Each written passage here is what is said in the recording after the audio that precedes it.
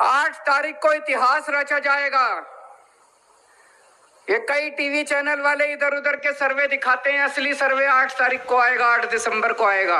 आंधी चल रही है गुजरात के अंदर, परिवर्तन परिवर्तन परिवर्तन।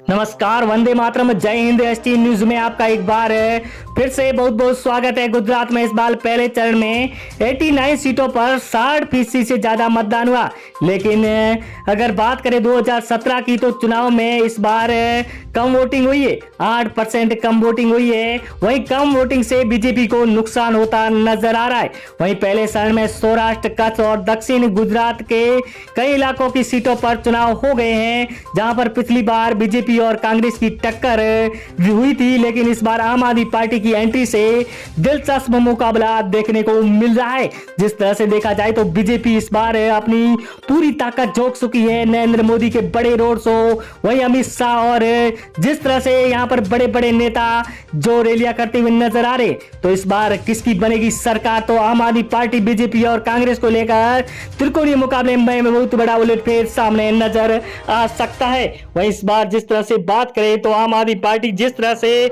बड़े बड़े वादे करती हुई सामने नजर आ रही है, यहां पर शिक्षा, चिकित्सा और फ्री बिजली, वहीं महिलाओं को लेकर भत्ता और बेरोजगारों को लेकर 5,000 रुपए प्रति महीना भत्ते को लेकर बहुत बड़ा उलटफेर होता नजर आ रहा है। वहीं 27 साल राज कर चुकी बीजेपी यहां पर सत्ता बचा पाएगी या नहीं, या फिर बनेगी कांग्रेस या आम आदमी पार्टी को लेकर यहां पर। वहीं गुजरात में 5 दिसंबर को दूसरे चरण का मतदान है, वहीं 8 दिसंबर को आंकड़े सामने आएंगे। वहीं उससे पहले जिस तरह से हम आपके बीच में 182 सीटों को लेकर हर सीट के बारे में लेकर आ रहे हैं, तो वीडियो के लास्ट तक जरूर बने रहिए, और वीडियो पर नए तो हमारे चैनल को सब्सक्राइब जरूर करें। तो दोस्तों वहीं सबसे पहले सूरत की 16 सीटों की बात करें तो यहाँ पर आम आदमी पार्टी को 10 सीटें मिल रही हैं, वहीं बीजेपी को 5 और कांग्रेस के खाते में 1 सीट जाती हुई नजर आ रही है। अन्य को 0-0 सीट मिलती नजर आ रही है। दोस्तों यहाँ पर गुजरात में सूरत, जो कि बड़ा महानगर माना जाता है, तो यहाँ पर आम आदमी पार्टी को सबसे ज़्यादा सीटें मिल रही है। ये सी वोटर और एबीपी न्यूज़, टाइम्स न्यूज़ ने जो सर्वे निकाला है उसको देखते हुए यहाँ पर आम आदमी पार्टी को 120+ सीटें मिलेगी। नवसारी की 4 सीटों की बात करें तो आम आदमी पार्टी को 3, बीजेपी को 1 और कांग्रेस और अन्य के खाते में 0 सीट जाती हुई नजर आ रही है। इस दौरान यहाँ पर भी आम आदमी पार्टी को बढ़त मिलती हुई नजर आ रही है। नवसारी में यहाँ पर 4 सीटों में से 3 सीटें, बहुत बड़ी बात है, यहाँ पर बहुत बड़ा उलटफेर सामने नजर आ रहा है।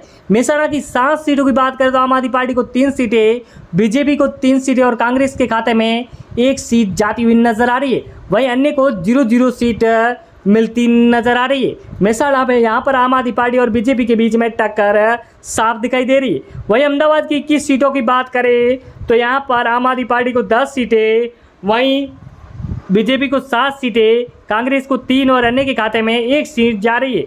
अहमदाबाद, जो कि गुजरात का सबसे बड़ा महानगर माना जाता है, जहां पर सबसे ज़्यादा सीटें हैं, वहां पर आम आदमी पार्टी को 10 सीटें मिल रही है।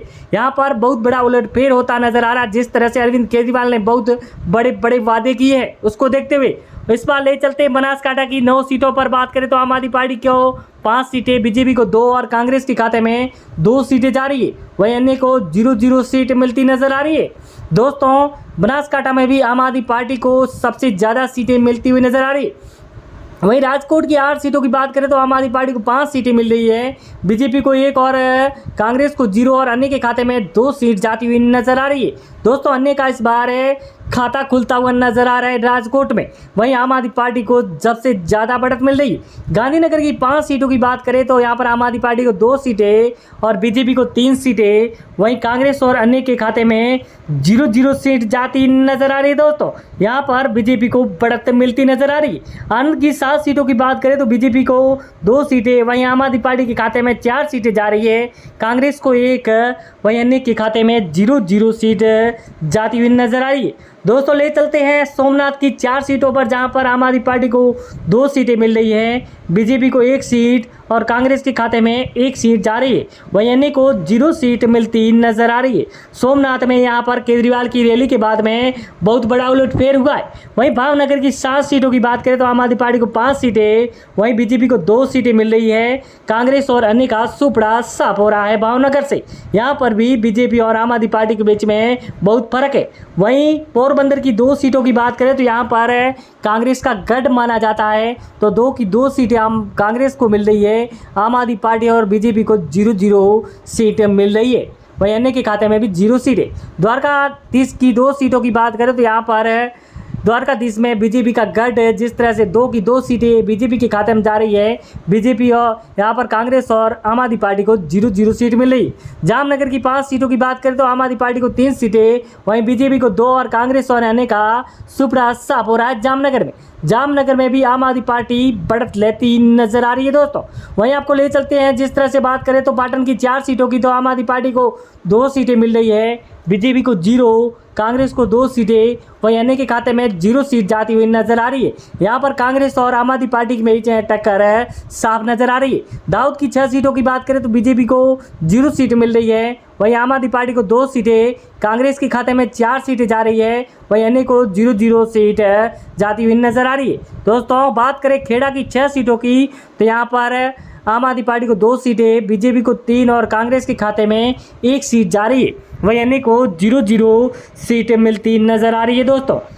वहीं आपको ले चलते हैं जूनागढ़ की 5 सीटों पर, जहां पर आम आदमी पार्टी को 4 सीटें मिल रही है, बीजेपी को 1 सीट, कांग्रेस और अन्य के खाते में 0-0 सीट जाती हुई नजर आ रही है। दोस्तों अगला जिले की बात करें तो अमरेली की 5 सीटों पर, जहां पर आम आदमी पार्टी को 4 सीटें, बीजेपी को 1 और कांग्रेस और अन्य के खाते में 0 सीटें। यहाँ पर अरविंद केजरीवाल की रैली के बाद में बहुत बड़ा उलटफेर हुआ है। जिस तरह से फ्री की बिजली, शिक्षा, चिकित्सा की बात की।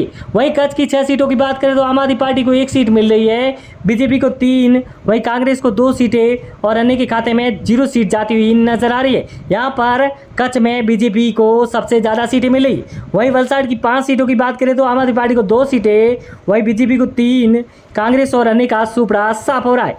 यहाँ पर बीजेपी को बढ़त मिलती साफ नजर आ रही है। दोस्तों अगर बात करें यहाँ पर सुरेंद्रनगर की 5 सीटों की तो आम आदमी पार्टी को 2 सीटें, वहीं बीजेपी को 2 सीटें और कांग्रेस के खाते में 1 सीट है, तो अन्य को 0-0 सीट मिलती नजर आ रही है। दोस्तों अगला जिले की बात करें जहाँ पर भरूच की 5 सीटों की तो आम आदमी पार्टी को 3 सीटें हैं, वहीं बीजेपी को 0 सीट, कांग्रेस को 2 सीटें, वहीं अन्य के खाते में 0-0 सीट जाती नजर आ रही है। यहाँ पर बीजेपी को बहुत तगड़ा झटका लगता नजर आ रहा है। वहीं अगर बात करें अमरेली की 3 सीटों की तो बीजेपी को 1, आम आदमी पार्टी को भी 1 सीट मिल रही है, कांग्रेस को 1 और अन्य के खाते में 0 सीट जाती हुई नजर आ रही है।